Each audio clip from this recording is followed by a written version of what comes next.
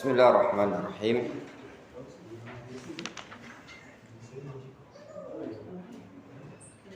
Alhamdulillah wassalatu wassalamu ala Rasulillah wa ala alihi wa ashabihi ajma'in, amma ba'd. Ayo ikhwah kaum muslimin dan muslimat yang dirahmati Allah Subhanahu wa taala. Pada pertemuan yang telah lalu kita telah membahas berkaitan dengan kisah dua orang anak kecil yang berjihad di jalan Allah Subhanahu wa taala sampai mereka membunuh Abu Jahal. Sekarang kita masuk pada halaman ke-55 pada babun ulama'u syabab. Bab ulama pada umur remaja. Jadi ada orang-orang yang sudah menjadi ulama dalam keadaan umurnya masih sinus syabab, umur remaja, anak-anak muda. Di sini disebutkan kisah hadis dari Abdullah ibni Amr radhiyallahu anhuma. Beliau mengatakan, sami'tun nabiyya sallallahu alaihi wasallam yaqul, aku mendengar Nabi sallallahu alaihi wasallam beliau bersabda, istaqri'u al-Qur'ana min arba'atin, ambillah bacaan Al-Qur'an dari 4 orang. Ambil bacaan Al-Qur'an dari 4 orang.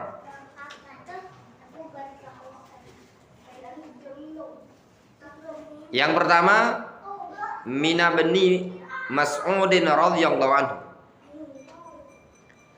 dari Abdullah bin Mas'ud. Wa Salim maula Abi Hudzaifah, Salim maula Abi Hudzaifah, Salim pelayannya Abu Hudzaifah. Wa Ubay ibnu Ka'ab, wa Mu'adz ibni Jabal, dan Mu'adz bin Jabal. 4 orang ini di zaman Rasul, mereka ini tergolong para remaja, masih anak-anak, umur belasan tahun. Rasul menyampaikan kepada para sahabat yang lain, kalau kalian ingin mengambil bacaan Al-Quran, belajarlah dari 4 orang. Abdullah bin Mas'ud, Salim maula Abi Hudzaifah, Ubay bin Ka'ab, Mu'adz bin Jabal.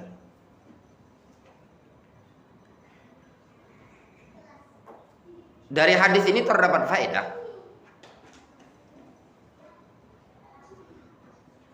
bukanlah perkara tercela tatkala orang yang lebih tua mengambil ilmu dari orang yang lebih muda, apabila yang lebih muda tadi mumpuni dalam ilmu tersebut. Dikatakan oleh Waqi' Ibnul Jarrah, la yanbulur rajulu hatta ya'khudha amman huwa fawqahu wa man huwa dunahu wa man huwa misluhu.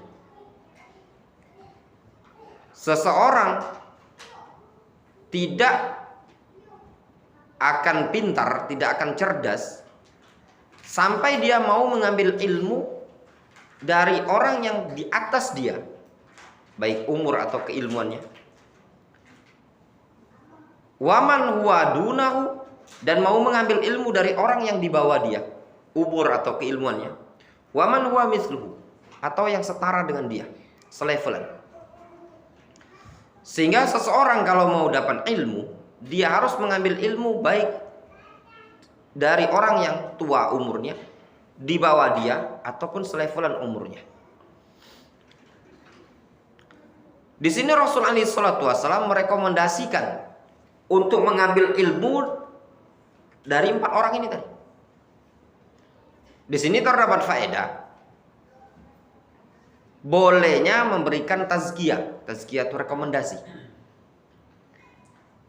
Seorang guru memberikan rekomendasi kepada murid-muridnya dengan mengatakan, silakan kalau mau belajar sama fulan, fulan, fulan, dia mumpuni dalam ilmu itu diperbolehkan. Di sini Rasul alaihi salatu wasallam merekomendasikan untuk ngambil bacaan Al-Quran dari Abdullah bin Mas'ud. Dalam hadis yang lain Rasul menyatakan, man ahabba ayaqra al-Quran kama unzil falyaqra ala qiraati ibnu Umi Abdin. Barang siapa yang ingin membaca Al-Quran sebagaimana Al-Quran diturunkan, maka ambillah baca Al-Quran dari Abdullah bin Mas'ud.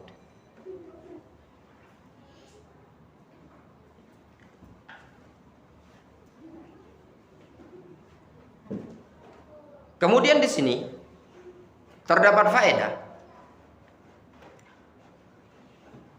pentingnya belajar di masa muda. Masa muda tersebut adalah masa yang selayaknya bagi kita untuk menimba ilmu.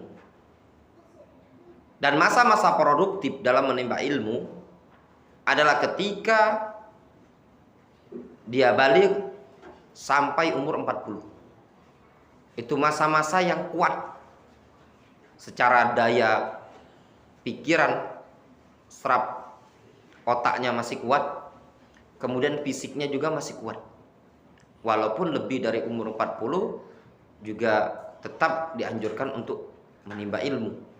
Namun terkadang kalau sudah masuk 40 lebih, ini terkadang fisik sudah melemah, kemudian daya tangkap akal ini tadi juga sudah melemah. Umar bin Khattab radhiyallahu anhu, beliau pernah memberikan nasihat. Kata beliau, tafaqqahu qabla an tusawwadu. Belajarlah kalian sebelum kalian tusawwadu, ditokohkan. Hendaknya kalian belajar sebelum kalian ditokohkan, sebelum kalian dianggap sebagai tokoh atau pemimpin.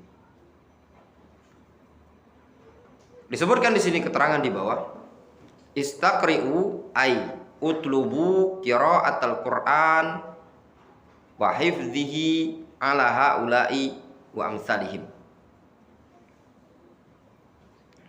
Istaqri'u maknanya utlubu qira'atal Qur'an, carilah bacaan Al-Qur'an, wa hifdhahu, dan hafalan Al-Qur'an pada mereka-mereka atau yang semisal dengan mereka. Wa haula al-arba'a kulluhum min syababis sahaba al-qurra. Mereka berempat ini, siapa itu? Abdullah bin Mas'ud, Salim maula Abi Hudzaifah, Ubay bin Ka'ab, dan Mu'ad ibnu Jabal. Mereka berempat adalah min syababis sahaba al-qurra, termasuk para pemuda dari kalangan sahabat yang ahli qiraah. Itu pemuda di zaman dahulu. Mereka muda-muda tapi pandai membaca Al-Quran. Wa minal ulama wal fuqaha, dan mereka juga termasuk ulama serta ahli fikih. Allahu akbar. Sinnus syabab huwa sinnul hifdzi wat tahsil wa jam'il ilmi binishatin. Masa muda adalah umur untuk menghafal, wa tahsil, umur untuk meraih ilmu, wa jam'il ilmi, umur untuk mengumpulkan ilmu dengan penuh semangat. Masa-masa muda. Memang kalau kita perhatikan, masa muda itu lebih kuat untuk daya ingatnya ya. Coba misalkan dulu Mas Aziz, zaman-zaman kuliah dulu belajar sama zaman-zaman sekarang nih, top chair-nya mana? Zaman kuliah dulu ya. Sekarang itu ya nyambung tapi kadang cepat lupa kan. Itu deh. Kadang kita berupaya ya untuk mengingat, menghafal, kadang cepat sekali lupa. Coba lihat anak-anak itu kan. Kadang anak-anak kecil itu dia ndak sengaja kita hafalkan. Kadang dia dengar saja bisa hafal. Itu menunjukkan masa-masa muda Sangat benar yang diibaratkan belajar di masa muda itu ibarat mengukir di atas batu. Kalau sudah nempel susah lepas. Beda dengan di masa-masa yang sudah lanjut. Ibarat mengukir di atas air tadi. Mudah tapi cepat hilang. Fa anta ayyusyab, engkau wahai pemuda. Idza aqbalta 'alal ilmi, apabila engkau menghadapkan dirimu pada suatu ilmu, mana apabila engkau melangkah maju untuk meraih ilmu, lam tudrik sinnal arba'in wal kahula hatta tasira min kibaril ulama. Engkau wahai pemuda, kalau engkau betul-betul melangkah maju dalam menuntut ilmu, maka engkau tidak akan menjumpai umur 40 tahun atau umur dewasa sehingga engkau sudah menjadi ulama kibar. Maknanya kalau engkau wahai pemuda betul-betul menuntut ilmu di masa muda, belum sampai umur 40 engkau akan menjadi ulama. Tapi memang benar. Kalau memang betul-betul belajar gitu loh. Dari misalkan tamat SMA saja deh, tamat SMA, tapi betul-betul ngafal Al-Quran, ngafal hadis, dia belajar butuh. Ya, tidak nyampai lah sampai umur 40, insya Allah dia akan mendapatkan ilmu. Asal betul-betul dia belajar. Wa in ahmalta dayya'ta nafsaka. Namun kalau engkau menyia-nyiakan dirimu, berarti engkau telah menyia-nyiakan. Apabila engkau menyia-nyiakan ilmu, tidak peduli. Wa in ahmalta, kalau engkau tidak peduli terhadap ilmu, berarti engkau telah menyia-nyiakan dirimu. Ada suatu ungkapan yang ya sebenarnya ini bukan ceramah ya. Jadi ada potongan video film. Pernah kan mungkin kalau dulu pernah yang video Mak Lampir itu ya. Pernah dapat enggak Mak Lampir ngasih nasihat, kalau engkau tidak mau disakiti jangan menyakiti kan. Ada juga yang dulu kadang Orma Irama ya, yang lagi debat sama pemabok. Ya masa pernah kan pemaboknya bilang, saya tidak menghalalkan minuman kan katanya. Ada yang film lain potongan yang juga isinya menyentuh ya, bagus walaupun sumbernya ini kan tidak bagus, tapi prinsip kita itu qabulul haq itu hukumnya wajib. Qabulul haq itu menerima. Kalau mau belajar sama Mak Lampir itu tidak boleh. Pengen dengarkan nak tausiah Mak Lampir. Ya. Tapi kalau ketika dikirimi dan isinya benar, maka wajib kita terima kan. Ya benar. Syaitan pun kalau datang tiba-tiba dia nasihati, makan tangan kanan. Kalau dengan tangan kiri itu kami bangsa syaitan katanya dia. Wajib tidak kita menerima kamu syaitan nasihati? Jangan ada diperbolehkan. Wajib kita menerima al-haq apa yang disampaikan tadi. Siapapun yang menyampaikan. Namun kalau belajar harus pilih-pilih guru. Ya, jangan sembarang belajar. Tapi tatkala langsung disampaikan kepada kita, maka kita terima. Jadi nasihat dari sebuah potongan itu tadi. Suatu film, seorang ibu nasihati anaknya. Katanya, nak, engkau harus belajar. Kalau engkau nggak belajar, orang yang berilmu akan merendahkanmu. Dan orang yang tidak berilmu akan menjadi budak atau kesuruhan dari orang yang berilmu. Ucapan ini ya sebenarnya ya cuman potongan film ya. Sebenarnya benar. Dan itu benar. Hak. Orang yang lebih berilmu akan kedudukannya lebih tinggi dibanding orang yang tanpa ilmu. Kita ambil, kita tidak usah urusan agama. Kalau agama udah jelas, orang yang berilmu dalam urusan agama pasti dia lebih tinggi derajatnya dibandingkan orang yang tidak berilmu kan. Ulama lebih tinggi dibandingkan kita ini tadi. Urusan dunia saja. Orang yang punya ilmu dalam perkara dunia, ini ilmu bukan ilmu sekolah, ilmu teori praktek, ilmu pertukangan.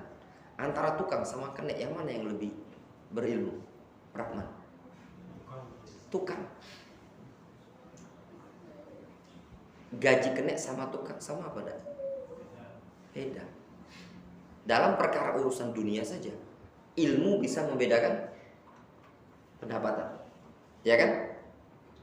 Apalagi kalau kondisinya dalam urusan agama. Sungguh sangat wajar Allah SWT menyatakan yarfa'illahu alladhina amanu minkum walladhina utul ilma darajat.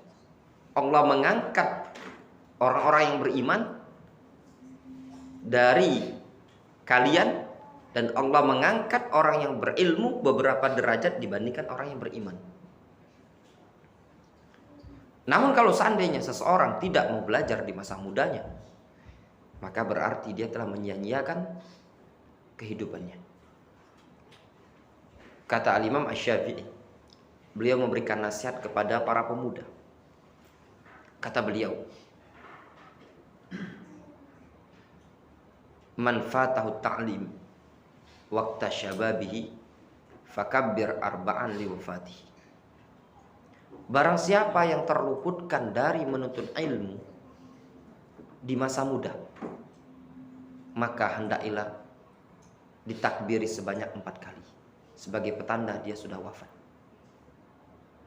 Ya, orang yang terluputkan menuntut ilmu di masa muda, kata Imam Syafi'i, maka takbirilah dia sebanyak 4 kali. Berarti dianggap seakan-akan mayat. Wallahi zatul fata bil ilmi wat tuqa. Demi Allah, kata beliau, zat keberadaan seorang pemuda bil ilmi wat tuqa, dengan ilmu dan ketakwaan. Idza lam yakuna fala tibara li dzatihi. Kalau kedua-duanya tidak ada ilmu, tidak ada ketakwaan pada jiwa seseorang, fala tibara li dzatihi, maka tidak teranggap zatnya dia. Dan itu benar. Cobalah masa saja. Orang hidup, ilmu tidak punya, ya enggak? Takwa juga enggak. Apa ada masyarakat yang mau ngajak dia kawanan? Tidak ada. Maaf. Orang mau duduk sama dia saja, tidak mau. Tidak ada punya ilmu, tidak ada punya ketakwaan. Orang yang kadang masih punya ilmu, punya ketakwaan, terkadang sebagian masyarakat tidak peduli. Apalagi kalau tidak punya ilmu, tidak punya ketakwaan. Disebutkan juga oleh Imam Asy-Syafi'i rahimahullah ta'ala. Beliau menyebutkan, ra'aitul ilma sahibuhu karim walau waladatu aba'ul li'am.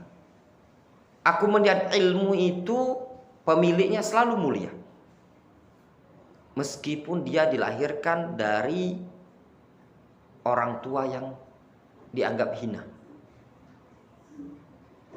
Orangnya hina, orang kampungan, tapi dia adalah orang yang memiliki ilmu, kedudukannya akan lebih mulia.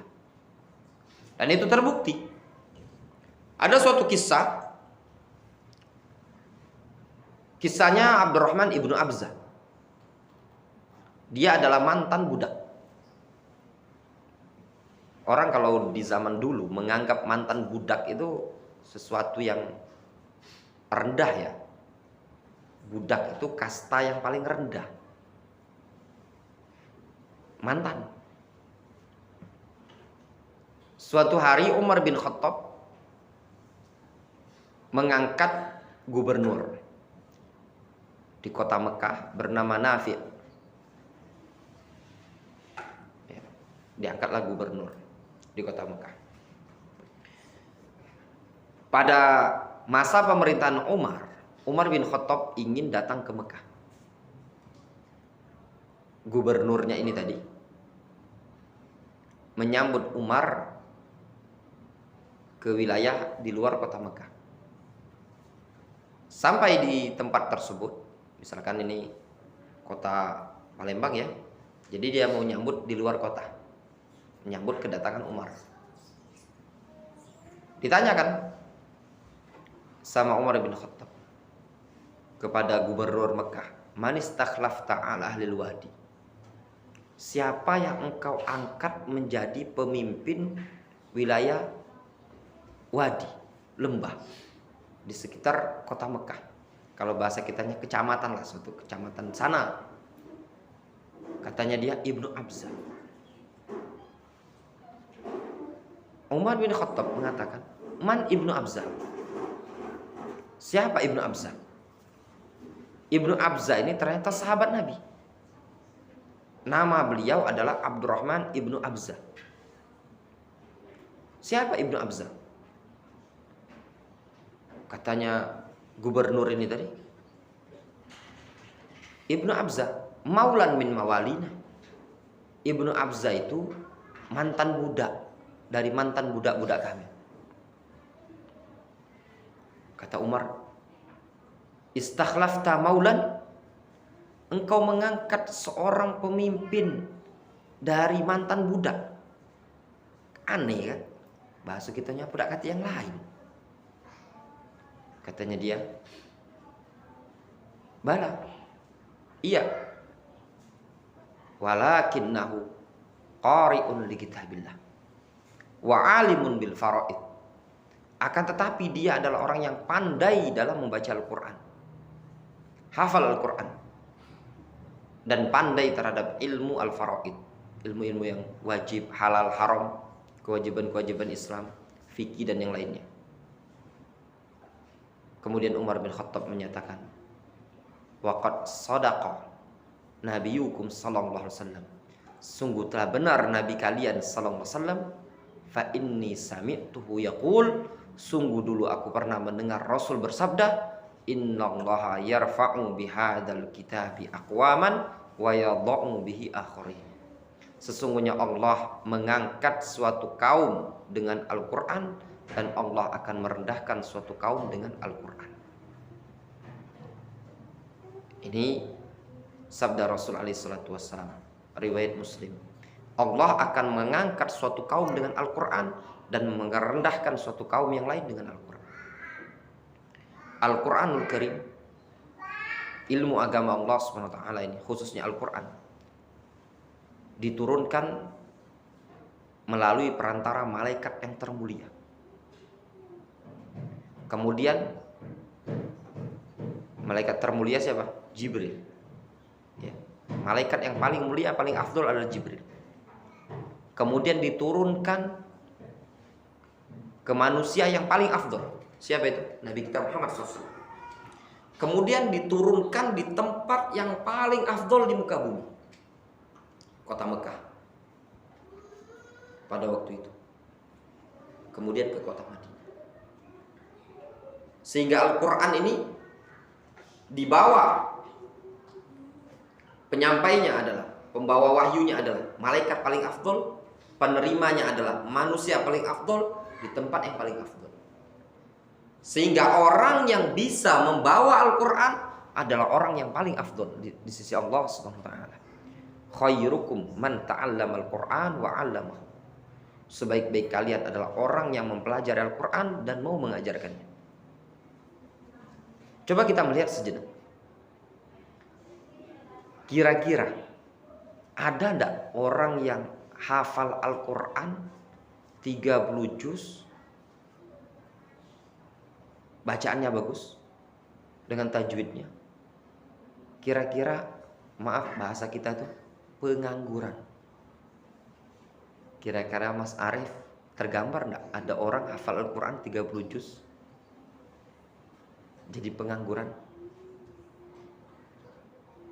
Kayaknya eman-eman ya, masa sih ya? Iya enggak? Banyak yang nawari kan? Pasti. Walaupun tidak ada ijazah. Walaupun tidak ada ijazah. Maaf, dulu sebelum ada universitas ini, kiai-kiai Indonesia dulu kan nggak ada sarjana. Mana ada? Tahun 90-an berdiri Muhammadiyah, berdiri NU, berdiri ormas-ormas yang masih di bawah Indonesia tahun zaman Belanda ya. Itu kan para kiai-kiai kan banyak hafal Al-Quran. Mereka tokoh-tokoh yang luar biasa perjuangan terhadap negara Indonesia ini tadi dalam keadaan tidak mengenal pendidikan, istilahnya itu universitas ya. Universitas mungkin sejak kapan lah baru diberdirikan ya. Indonesia dulu kan masih sibuk. Tapi mereka bisa membina umat. Berbeda dengan yang sekarang. Lihat berapa banyak orang ya, maaf, sarjana bukan sesuatu yang istimewa lagi sekarang ini ya Mas Arif ya. Itu banyak orang kampung udah banyak sarjana. Dengan banyaknya para sarjana, bukan dalam artian merendahkan sarjana, apakah negara kita yang sekarang ini tadi mampu dibina dan dibimbing dengan baik? Tidak. Ternyata Indonesia di zaman dahulu bisa dibimbing, diarahkan oleh kiai-kiai para penghafal Al-Quran yang dulu mungkin tidak sekolah, ya kan Mas? Mau sekolah di mana zaman Belanda dulu? Orang sekolah zaman siapa? Paling yang sekolah yang paling tinggi ya paling Pak Soekarno, insinyur. Itu pun bukan sekolah di Indonesia kayaknya ya. Kayaknya mungkin bukan di Indonesia, mungkin sekolah insinyur sarjana berarti kan? Ya. Tapi Indonesia bisa terbina kan di zaman-zaman dahulu. Kenapa yang membuat mereka bisa terbina? Pola pikir mereka dikembangkan atau mengembang dengan adanya Al-Quran. Al-Quran adalah kalamullah. Berbeda dengan sekarang. Anak-anak muda kita sekarang buntu kalau mau dibilang. Pemikiran anak muda zaman sekarang semuanya banyak buntu kalau bahasa Palembangnya. Apa entah bahasa Jawanya. Sumpek. Kenapa? Karena tidak diisi dengan Al-Quran. Diisinya dengan apa? Dengan nyanyian, dengan lagu. Berbeda dengan akal pikiran yang diisi dengan Al-Quran. Kita buktikan kondisi negara Indonesia beberapa tahun yang silam. Kadang dulu ya, yang tokoh-tokoh masyarakat kita itu, kita ini kan dulu kan dipimpin dulu orang-orang kampung kan belum mengenal yang namanya dunia pendidikan sarjana, S1, S2. Kadang dulu pencatat pernikahan itu kan orang cuma tamat SD kan, kampung-kampung. Tapi mereka-mereka yang pandai Al-Quranul Karim, ya Allah SWT berikan ilmu pada mereka. Itu kondisi Indonesia. Toh bisa berjalan dengan baik. Kalau sekarang kita kalau mau cari sarjana, anak-anak muda terlalu banyak. Tapi kalau kita mau mencari orang-orang yang pandai dalam membaca Al-Quran, sangat sedikit. Sehingga dari sini tinggal kitanya, maukah kita mendidik anak-anak kita untuk membawa ilmu agama Allah Subhanahu wa taala ini tadi. Dan itu kalau kita pikir-pikir, yakinlah Allah Subhanahu wa taala tidak akan hinakan seseorang di dunia yang dia mau mengemban Al-Quran. Apalagi sekarang katanya kepolisian pun nyari ya katanya ya yang hafal Al-Quran, tentara juga. Saya kemarin ketika hari apa Senin kalau nggak salah sholat di masjid yang di Tabes itu, saya kira ini polisi-polisi apa bisa azan, ternyata azannya merdu Mas ya. Masya Allah ya, masih muda. Baru ingat saya, oh mungkin ini polisi-polisi apa namanya saringan gitu kan, dipilih yang pintar ngaji dan yang lainnya. Ternyata tidak ada ruginya. Lihat kondisinya tadi. Maka dari sini nasihat bagi kita semua, karena ini kan hadis berkaitan dengan tarbiyah, pendidikan anak-anak. Bagi kita sebagai orang tua, belajar sekolah umum itu bukan perkara yang haram juga dalam syariat selagi tidak ada pelanggaran. Namun ingat, jangan sampai juga kita melalaikan anak-anak kita tadi tidak belajar agama Allah SWT, tidak belajar Al-Quran. Anak-anak kita pandai les matematika, les MIPA, les bahasa Inggris, bahasa Jepang, bahasa Mandarin. Ngajinya nol putul kalau bahasanya orang Jawa. Sudah nol putul lagi, Mas. Ya.